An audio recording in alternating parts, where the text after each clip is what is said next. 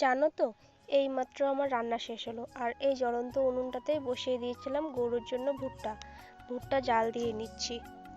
দেখে কি মনে হচ্ছে সবজি রান্না করছি, তাই তো? না বন্ধুরা, ওগুলা ছিল ভুট্টা, ওগুলো আমি জাল দিয়ে নিচ্ছি কারণ গরুকে খাওয়াবো বলে। তো গুড মর্নিং বন্ধুরা, কেমন আছো সবাই? আমার এই ছোট্ট চ্যানেলে তোমাদের সবাইকে অনেক অনেক স্বাগত জানাচ্ছি আর জানাচ্ছি আমার অনেক অনেক ভালোবাসা। আশা করি যে যেখান থেকে ভিডিওটি দেখছো সবাই সুস্থ আছো, ভালো আছো। আর আমিও তোমাদের ভালোবাসায় আর ঠাকুরের কৃপায় অনেকটাই ভালো আছি। ছোটদের ভালোবাসা আর বড়দের প্রণাম জানিয়ে আমি আমার আজকের ভিডিওটি শুরু করলাম। আশা করি তোমাদের ভিডিওটি অনেকটাই ভালো লাগবে, তো প্লিজ কেউ স্কিপ না করে পুরো ভিডিওটাই দেখতে থাকো। আর তুমি যদি আমার চ্যানেলে নতুন হয়ে থাকো বা আমার ভিডিও যদি তুমি আজ প্রথম দেখে থাকো, তাহলে প্লিজ আমার পরিবারের সদস্য হয়ে থেকে যেও। জানি জীবনে চলার পথ খুবই কঠিন, তবুও তোমরা যদি আমাকে সাহায্য করো বা আমাকে সাপোর্ট করো, তাহলে আমি কিছু দূর হলেও এগিয়ে যেতে পারবো। অনেক আশা নিয়ে এই পথ চলা শুরু করেছি গো, প্লিজ আমাকে সবাই একটু সাপোর্ট করো। তো তোমাদের সাথে কথা বলতে বলতে আমার অনেক দূরই কাজ এগিয়ে এলো। এরই মধ্যে আমার শাশুড়ি মা খাবে চা, তাই আমাকে বললো চা করে দিতে, তাই এখন আমি চা করে দিচ্ছি। জানো তো, আমার শাশুড়ি মা ভীষণ চা খেতে পছন্দ করে, আর এই কাপটা নিয়ে ওনার সকাল থেকে 9টার মধ্যে 3 কাপ চা খাওয়া হয়ে যাবে। আর এর জন্য আমার শাশুড়ি মাকে আমি বকাও দেই একটু একটু, মানে পরে শরীরের ক্ষতি হবে তাই, কিন্তু শুনে না উনি, আর এখন আর বলতে ইচ্ছে করে না। আমার মুরগিগুলো না পারেও বটে, কোন কোন জায়গায় একটু ক্ষোভ পাবে সেখানে বসে ডিম দেওয়া শুরু করে দেবে। আমি যদি কোনো জায়গা করে দিই তাদেরকে, তারা সেই জায়গাতে কিন্তু বসে ডিম দেয় না, তারা নির্দিষ্ট জায়গা বানিয়ে তারা নিজেরাই ওখানে বসে ডিম দেয়।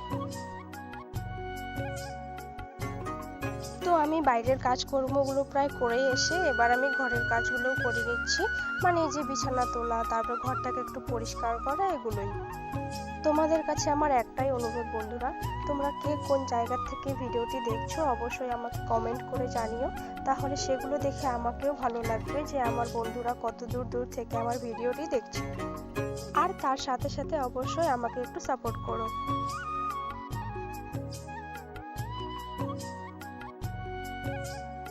তো এবার আমি চলে এলাম রান্নাঘরে গরুকে খাবার দেওয়ার জন্য। ওই যে তখন দেখতে পেলেন আমি ভুট্টাগুলো জাল দিচ্ছিলাম, ওগুলোই এখন আমি গরুকে খেতে দেবো। অত বড় গামলাটা তো আর আমি একা একা আনতে পারবো না, তাই আমি এভাবে এদের জন্য ভাগ করে নিয়ে এসেছি। আর জানো তো, আমাদের গ্রামে প্রত্যেকেরই গরু পোষা কিন্তু খুবই কষ্টকর হয়ে উঠেছে, যেহেতু বর্ষাকাল, আর এটা যেহেতু গ্রাম, তো গ্রামের সবাই ধান চাষ করে, তো মাঠের চারিপাশে ধান লাগানো হয়েছে, তাই একটাই মাত্র মাঠ, সবারই গরুগুলো এপাশেই বাঁধা রয়েছে। আর এদিকে আমার মেয়ের কাণ্ড দেখো, এখনো আধা ঘন্টাও হয়নি আমি যে ঘরটা পরিষ্কার করেছি, তোমরা তো দেখতেই পেলে একটু আগে। এরই মধ্যে আমার মেয়ে কিন্তু ঘরের মধ্যে তার সব খেলনা ছিল, সেই খেলনাবাটিগুলো নিয়ে, আর ঘরের মধ্যে জানো তো বালি এনেছিল, বালি মাটি এগুলো দিয়ে খেলা করছিল। তো যেহেতু ছোট আছে তাই আর ওকে কিছু বললাম না, এখন তো এটা ওর এই খেলার বয়সী না, এই শৈশবটাকে আমি তার থেকে ছিনিয়ে নিতে চাই না। তো আমার মেয়ে আর একটু খেলতে থাকুক, আর আমি আর আমার শাশুড়ি মায়ের দিকে পচা আলু বাছাই করতে বসে গেলাম। তোমরা যারা যারা আমার আগের ভিডিও দেখেছো তারা জানো হয়তো যে আমি গরুকে আলু খাওয়াই, তো সেই আলুগুলোই আমি বাছাই করে রাখছিলাম, আমি আর আমার শাশুড়ি মা, মানে পচাগুলোকে ফেলে দিচ্ছিলাম আর যেগুলো একটু ভালো ছিল সেগুলোই বাছাই করে রাখছিলাম।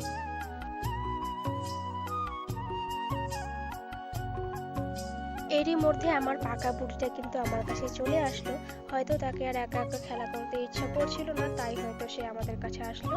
আর তার যে কি কথা, তার তো কথাই শেষ হয় না, এগুলো কি, এগুলো কেন করছো, এগুলো দিয়ে কি করবে, মানে তার কথার আর শেষ নেই।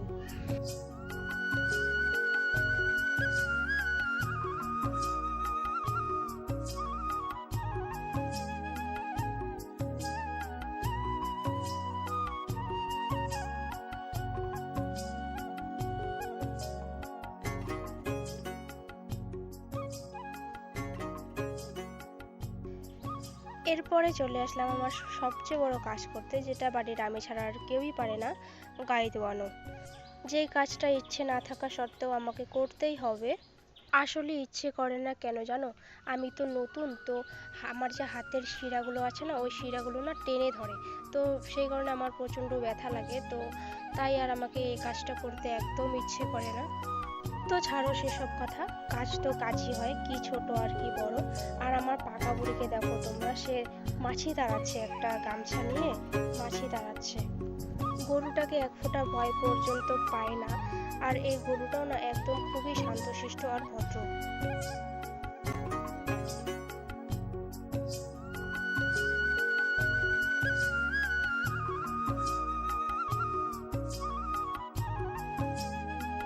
তো এরপরে দুধ দোয়ানো কমপ্লিট করার পর গরুটাকে মাঠে দিয়ে আসলাম, আর চলে এলাম দুধ দিতে।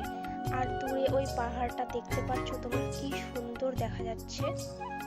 আচ্ছা, তোমাদের মধ্যে কেউ কি এমন আছো যে এখনো পর্যন্ত পাহাড় দেখোনি বা পাহাড়ে উঠোনি? যদি তোমাদের উত্তর না হয়ে থাকে তাহলে অবশ্যই আমাকে কমেন্ট বক্সে কমেন্ট করে জানিও।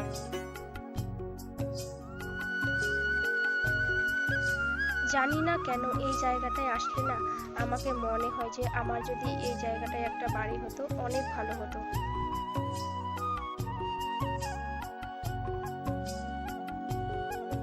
তো এরপরে বাড়িতে এসে আমার বাদবাকি যা কিছু কাজকর্ম ছিল সেগুলো আমি সব অফ ক্যামেরায় করে নিয়েছি। আর এরপরে মেয়েকে স্নান করিয়ে আমিও স্নান করে একবারে চলে এসেছি পুজো দিতে।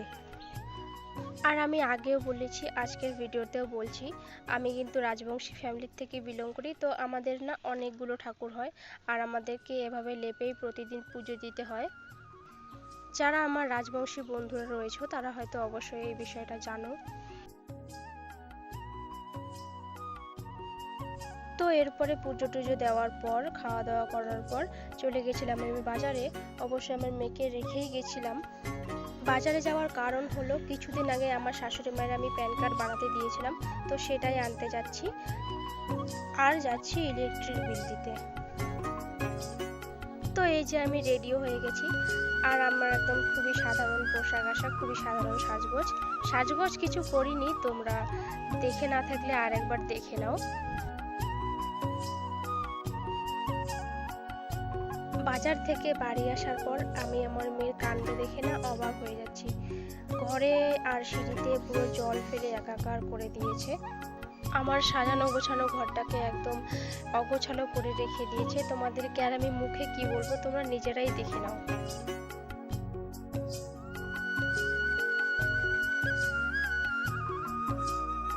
সকালবেলা তো তোমরা দেখলে যে খেলনা বাটিগুলো পুরো মেঝেতে ছড়িয়ে ছিটিয়ে রেখে দিয়েছিল, তারপরে মাটি বালি এগুলো দিয়ে খেলছিল।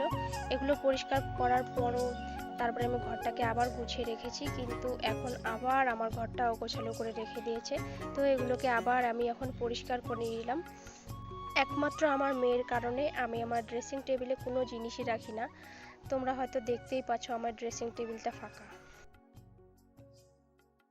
আকাশের অবস্থা কি ভয়াবহ তোমরা একবার দেখেই নাও। মনে হচ্ছে এখনই খুব জোরে বৃষ্টি আসবে। তো আমি তাড়াতাড়ি করে বাড়িতে এসে এই সব লাকড়িগুলোকে উঠিয়ে নিচ্ছি, যদি আবার পরে ভিজে যায় তো খুবই সমস্যায় পড়বো।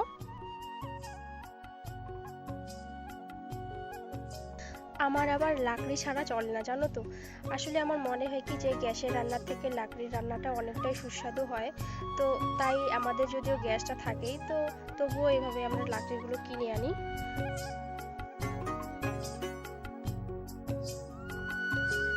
লাকড়িগুলো তুলে রাখার পর এবার আমি উঠোনটাকে ঝাড় দিয়ে নিচ্ছি, কারণ ওই হাওয়ায় পাতা পুতোগুলো সব পড়েছিল আর উঠোনটা পুরো বাজে দেখা যাচ্ছিল। তো তাই আমি তাড়াতাড়ি করে উঠোনটাকে ঝাড় দিয়ে রাখছি।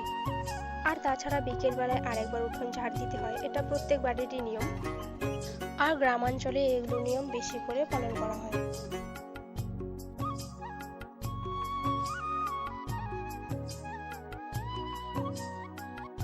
তো এরপরে আমি দুজনে টুকটুক করে বেরিয়ে পড়লাম একটু দোকানে যাওয়ার উদ্দেশ্যে। যেহেতু তখন আমি না বাজারে গেছিলাম আর দুপুর বেলা হয়ে গেছিলো, তো তাই কোনো দোকানই খোলা ছিল না। তাই এখন আমার মেয়েকে একটু নিয়ে যাচ্ছি দোকানের দিকটায়, কিছু খাবে। আর আমাদের ভাগ্যের কি পরিহাস দেখো, দোকানগুলো নাকি আজকে আর সকাল থেকেই বন্ধ ছিল। তো তোমাদের সাথে দেখা হচ্ছে আবার আগামী নেক্সট ব্লগে। ততক্ষণের জন্য সবাই সুস্থ থেকো, ভালো থেকো, আর আমার চ্যানেলটি সাবস্ক্রাইব করে অবশ্যই আমার পাশে থেকো।